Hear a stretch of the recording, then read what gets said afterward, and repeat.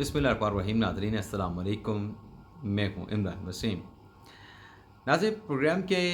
आगाज़ में तो हम बात करेंगे कि आज साबिक़ वज़ीर आज़म इमरान ख़ान के किस मुकदमे की सुप्रीम कोर्ट ऑफ पाकिस्तान में अदालत उज़्मा का कौन सा बेंच जो है वो समाअत करने जा रहा है। इसके अलावा आज इस्लामाबाद हाई कोर्ट में भी अहम मुकदमात की समाअत होनी है। तहरीक इंसाफ के पीटीआई के रहनुमाओं के मुकदमात की समाअत होनी है। तो सबसे पहले तो इन मुकदमात की समाअत का जो कर्टन रेज़र है वो आपकी खिदमत में पेश करेंगे, और इसके बाद हमारे प्रोग्राम की जो दीगर अहम ख़बरें हैं, जिनकी हेडलाइन, जिनके टाइटल्स थंबनेल पे आप देखने वालों ने पढ़े हैं, फिर उन ख़बरों की जो डिटेल्स हैं वो आपकी खिदमत में पेश करेंगे। तो प्रोग्राम का आगाज़ करने से पहले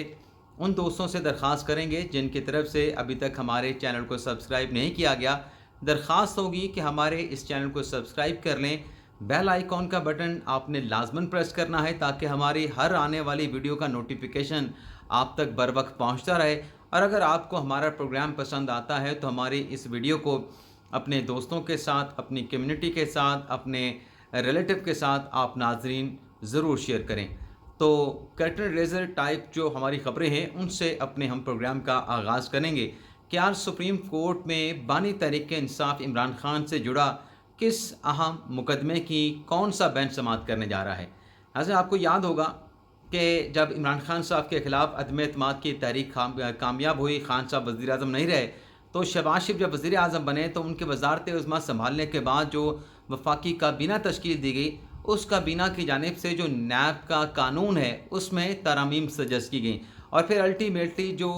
तरमीम करने का काबीना के इजलास में फ़ैसला हुआ, उन तरमीम को पार्लिमान से पीडीएम की पहली हुकूमत की जानिब से मंजूर करवाया गया। उन तरमीम को नाज़रीन जो बानी तहरीक इंसाफ इमरान ख़ान है, जिन्होंने उस वक्त की पार्लियामेंट में, कौमी असम्बली में ये कहते हुए बैठने से इनकार कर दिया था कि ये तो इम्पोर्टेड हुकूमत है, ये तो इम्पोर्टेड पार्लिमान है, इनके साथ हम नहीं बैठेंगे। तो वो जो नैब तरमीम थी इमरान ख़ान साहब ने सुप्रीम कोर्ट में चैलेंज की, उस पर 3 रुकनी बेंच बना। चीफ जस्टिस उमरता बंदियाल साहब, जस्टिस इजाज़ुल एहसन और जस्टिस मंसूर इशाद साहब की सरबराही में उस बेंच ने कमोबेश कोई 50 इमरान ख़ान साहब की दरख्वास्तों पर समाअत करने के बाद, जिसमें ख्वाजा हारिस साहब ने इमरान ख़ान साहब को रिप्रेजेंट किया था, ये जो नैब तरमीम थी 2-1 से तनासब से इमरान ख़ान साहब की नैब तरमीम के खिलाफ जो दरख्वास्त थी उसको एक्सेप्ट कर लिया। इस फैसले के खिलाफ नाज़रीन वफाकी हुकूमत ने इंट्रा कोर्ट अपील दायर की थी। इस अपील पर आखिरी समाअत अक्टूबर 2023 में हुई थी। आज इस नैब तरमीम के हवाले से जो इमरान ख़ान के हक़ में किया गया फ़ैसला है, उस फैसले के खिलाफ हुकूमत की अपील पर जो है वो सुप्रीम कोर्ट का 5 रुकनी लार्जर बेंच समाअत करने जा रहा है, जिसको हेड करेंगे chief justice of Pakistan justice काजी फाइज़ ईसा, उनके साथ justice Aminuddin Khan, justice Athar Minallah, justice Mohammad Ali Mazhar और जस्टिस जमाल खान मंदुखेल, जस्टिस हसन नज़र रिजवी मुश्तमिल जो बेंच है वो इस 5 रुकनी बेंच जो है इन अपीलों पर समाअत करने जा रहा है। तो देखते हैं आज की समाअत में क्या डेवलपमेंट होती है। जो भी आज के अदालती समाअत का हुक्मनामा होगा, प्रोसीडिंग होगी, वो दिन दोपहर के व्लॉग में आप नाज़रीन के साथ उसकी डिटेल जो है वो शेयर करेंगे। इसके अलावा नाज़रीन इस्लामाबाद हाई कोर्ट में शीरी मज़ारी साहबा, जिन्होंने कल इस्लामाबाद हाई कोर्ट में ECL में नाम निकालने के हवाले से एक पटिशन दायर की थी, उस पटिशन पर आज इस्लामाबाद हाई कोर्ट में समाअत होगी। और कमल शोज़फ साहबा, कल हम आपके साथ ये खबर शेयर नहीं कर सके, उनकी तरफ से भी इस्लामाबाद हाई कोर्ट में गुज़िश्ता रोज़ जो दायर की गई दरख्वास्त थी उस पर समाअत हुई थी, जिस पर इस्लामाबाद हाई कोर्ट ने वज़ारत दाखिला को नोटिस जारी करते हुए मई के आखिरी हफ्ते तक के क्यों जो कमल शोज़फ का नाम है उसे आपने ECL में डाल रखा है। तो कल ये केस भी ज़ेरे समाअत आया था गुज़िश्ता रोज़। इसके अलावा अगर हम बात करें नाज़रीन, तो केसरा इलाही जो कि परवेज़ इलाही साहब की अहलिया हैं, उनकी तरफ से भी एक वज़ारत दाखिला और जेल सुपरिटेंडेंट अडियाला जेल के ख़िलाफ़ जो कंटेम्प्ट की एप्लीकेशन दायर की गई थी, जिस पर आज इस्लामाबाद हाई कोर्ट का जो बेंच है वो परवेज़ इलाही की अहलिया केसरा इलाही की दरख्वास्त पर जो है वो समाअत करने जा रहा है। इसके अलावा नाज़रीन आज इस्लामाबाद हाई कोर्ट में एक और बड़ा अहम मुकदमा जो है वो ज़ेर समाअत आने जा रहा है। जो जजेस हैं इस्लामाबाद हाई कोर्ट के, जस्टिस बाबर सत्तार और जस्टिस मोहसिन अख्तर कियानी, जिनकी तरफ से चीफ जस्टिस आमिर फारूक साहब को ख़त लिखा गया कि सोशल मीडिया पे उनके खिलाफ प्रोपोगंडा किया जा रहा है, उनके खिलाफ झूठी कैंपेन चलाई जा रही है और उन्हें मलाइन किया जा रहा है। तो उस पर 2 इस्लामाबाद हाई कोर्ट ने लार्जर बेंच तश्कील दिए थे। جو جسٹس محسن اختر کیانی صاحب کا جو لیٹر تھا اس کو توہین عدالت کی درخواست میں کنورٹ کرتے ہوئے چیف جسٹس عامر فاروق صاحب کی سربراہی میں 3 رکنی بینچ جو تشکیل دیا گیا وہ آج اس کنٹمپٹ کیس کی سماعت کرے گا۔ اس کے علاوہ جو جسٹس بابر ستار صاحب نے لیٹر لکھا تھا کہ سوشل میڈیا پہ ان کے خلاف بھی باتیں کی گئی ہیں، ان کو بھی ملائن کیا گیا ہے اور پروپیگنڈا اور ان کے خلاف کمپین کی گئی ہے، تو یہ جو بابر ستار صاحب والا خط تھا اس کو بھی توہین عدالت میں کنورٹ کرتے ہوئے جو 3 رکنی بینچ تشکیل دیا گیا تھا توہین عدالت کی کارروائی کے لیے، اس کو جسٹس محسن اختر کیانی صاحب جو ہے وہ ہیڈ کریں گے۔ تو دیکھتے ہیں آج اسلام آباد ہائی کورٹ میں ان 2 اہم مقدمات کے سماعت کا حکم نامہ کیا آتا ہے اور سوشل میڈیا پر ججز کے خلاف مہم اور پروپیگنڈا چلانے پہ کن کو جو ہے وہ توہین عدالت کا نوٹس جاری کر کے سمن کیا جاتا ہے اور جواب طلب کیا جاتا ہے۔ تو یہ بھی ناظرین ایک اہم مقدمہ آج اسلام آباد ہائی کورٹ میں زیر سماعت آنے جا رہا ہے۔ اس کے علاوہ اگر ہم بات کریں تو اسلام آباد ہائی کورٹ میں جو عمران خان صاحب کا 190 ملین پاؤنڈ میں جو اپیل ہے، جو ضمانت کی درخواست ہے، اس پر بھی چیف جسٹس عامر فاروق صاحب اور جسٹس طارق محمود جہانگیری صاحب جو ہیں وہ عمران خان صاحب کی ضمانت درخواست پہ سماعت کریں گے۔ اس میں جو نیب کے پروسیکیوٹر ہیں امجد پرویز، ان کے دلائل جاری ہیں اور بانی تحریک انصاف عمران خان کو اس کیس میں جو لطیف کھوسہ صاحب ہیں وہ ریپرزینٹ کر رہے ہیں۔ تو یہ بھی مقدمہ آج اسلام آباد ہائی کورٹ میں زیر سماعت آئے گا 2 رکنی بینچ کے سامنے۔ لیکن آج کی سماعت کا احوال تو ہم دن کے ولاگ میں آپ کے ساتھ ہم شیئر کریں گے، لیکن گزشتہ روز جو اس ضمانت درخواست کے اوپر سماعت ہوئی اس کی تفصیلات آپ کے ساتھ شیئر کرنے سے رہ گئی تھی، تو وہ ڈیٹیل بھی کل کی عدالتی کارروائی کا مختصر سا جو احوال ہے وہ آپ کی خدمت میں پیش کیے دیتے ہیں۔ ایک تو ناظرین عدالت نے یہ سوال پوچھا کہ جو رقم برطانیہ سے 190 ملین پاؤنڈ کی بھیجی گئی، یہ رقم کس نے بھیجی تھی اور یہ رقم کب بھیجی گئی؟ اس پہ عدالت کو یہ بتایا گیا نیب کے پروسیکیوٹر کی طرف سے کہ 3 دسمبر 2019 کو وفاقی کابینہ نے یہ رقم جو ہے پاکستان واپس لانے کی یا بھجوانے کی منظوری دی تھی، لیکن وفاقی کابینہ کے اجلاس سے پہلے ہی اس رقم کی پہلی کیس جو ہے وہ سپریم کورٹ میں جمع کروائی جا چکی تھی، اور دوسری کیس جو ہے جس روز وفاقی کابینہ نے 3 دسمبر 2019 کو عمران خان صاحب کی سربراہی میں وفاقی کابینہ کا اجلاس ہوا تھا کہ یہ رقم پاکستان میں واپس ہونی چاہیے، تو دوسری کیس بھی سپریم کورٹ میں جمع کروائی جا چکی تھی۔ مجموعی طور پہ نیب کے پروسیکیوٹر امجد پرویز نے کہا کہ اس میں جو برطانیہ سے رقم آئی وہ 3 انسٹالمنٹ میں سپریم کورٹ میں کے اکاؤنٹ میں جمع کروا کے یہ پیسہ جو ہے جیسا کہ ہم کہتے ہیں کہ ملک ریاض صاحب کو واپس کر دیا گیا۔ اور نیب کے پروسیکیوٹر سے یہ سوال کیا چیف جسٹس عامر فاروق صاحب نے کہ یہ معاہدہ خفیہ کیوں کیا گیا، جس پہ نیب کے پروسیکیوٹر نے بلکہ چیف جسٹس نے یہ بھی سوال پوچھا کہ حکومت پاکستان نے یہ معاہدہ خفیہ رکھنے کی این سی اے کو کیوں انڈرٹیکنگ دی۔ تو اس پہ نیب کے پروسیکیوٹر نے کہا کہ سپریم کورٹ کے آرڈر سے یہ جو رقم سپریم کورٹ کے اکاؤنٹ میں جمع ہوئی تھی، اس رقم کو حکومت پاکستان کو واپس کر دیا گیا، اور یہ خفیہ معاہدہ جو ہے وہ شہزاد اکبر این سی اے کے ساتھ جو نیگوسیشن ہوئی تھی بحریہ ٹاؤن اور اپنے ملک ریاض کی اور این سی اے کی، اس میں شہزاد اکبر نے جا کے جو ہے وہ حکومت پاکستان کی گارنٹی دی تھی۔ اور اس میں ناظرین چیف جسٹس کا جو سوال تھا کہ یہ معاہدہ خفیہ کیوں ہوا، اس پہ نیب کے پروسیکیوٹر نے کہا کہ آخر کچھ تو ایسا ہے جس کی وفاقی کابینہ کے اجلاس میں خفیہ منظوری لے کے جو ہے وہ پردہ داری رکھی گئی۔ اس کے علاوہ ناظرین اس کیس کی سماعت کے دوران جو سب سے اہم سوال پوچھے وہ جسٹس طارق محمود جہانگیری صاحب کی طرف سے پوچھے گئے۔ جسٹس طارق محمود جہانگیری نے کہا کہ سپریم کورٹ کے اکاؤنٹ میں یہ رقم آئی، کیا یہ خفیہ معاہدے میں لکھا گیا تھا کہ یہ جو رقم ہے یہ سپریم کورٹ کے اکاؤنٹ میں جو ہے وہ جمع کروائی جائے گی؟ اور جسٹس طارق محمود جہانگیری صاحب نے یہ بھی پوچھا کہ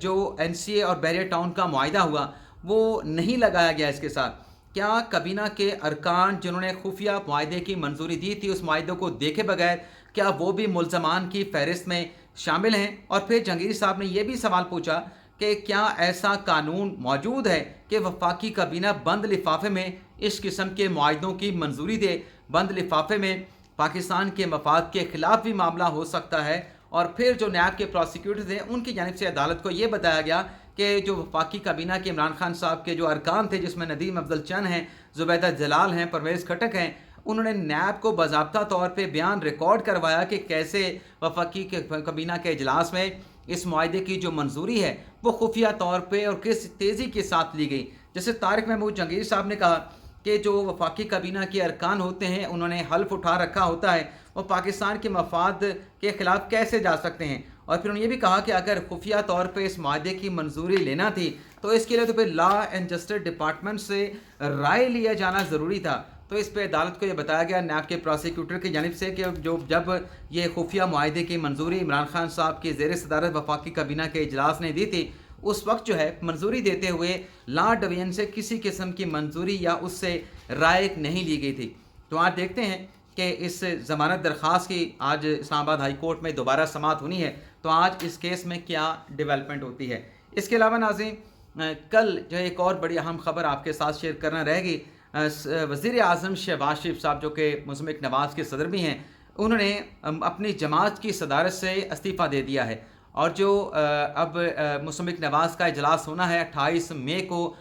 مرکزی مجلس عاملہ کا، اس میں امکان ہے کہ جو اجلاس کے نوٹسز پارٹی ارکان کو مرکزی مجلس عاملہ کے ارکان کو جاری کیے گئے ہیں، اس 28 مئی کے اجلاس میں سابق وزیر اعظم نواز شریف کو جو ہے وہ پارٹی کا نیا صدر جو ہے وہ منتخب کر لیا جائے گا. اس کے علاوہ عمران خان صاحب کا اوپر ضمانت کا ذکر ہوا، ضمانت کیس کا، تو یہ بھی آپ کو بتاتے چلیں کہ جو زمان پارک میں عمران خان صاحب کی جو ضمانت کا جو مقدمہ تھا لاہور ہائی کورٹ میں، لوور کورٹ سے تو عمران خان صاحب کو ضمانت نہیں ملی تھی، لیکن کل لاہور ہائی کورٹ میں زمان پارک میں عمران خان صاحب کی جو درخواست ضمانت ہے، سلمان صفدر صاحب پیش ہوئے تھے، ان کی طرف سے دلائل دیے گئے، تو لاہور ہائی کورٹ نے اسلام آباد کی زمان پارک کیس میں جو ضمانت ہے اس کو ایکسیپٹ کر لیا ہے. ناظرین کل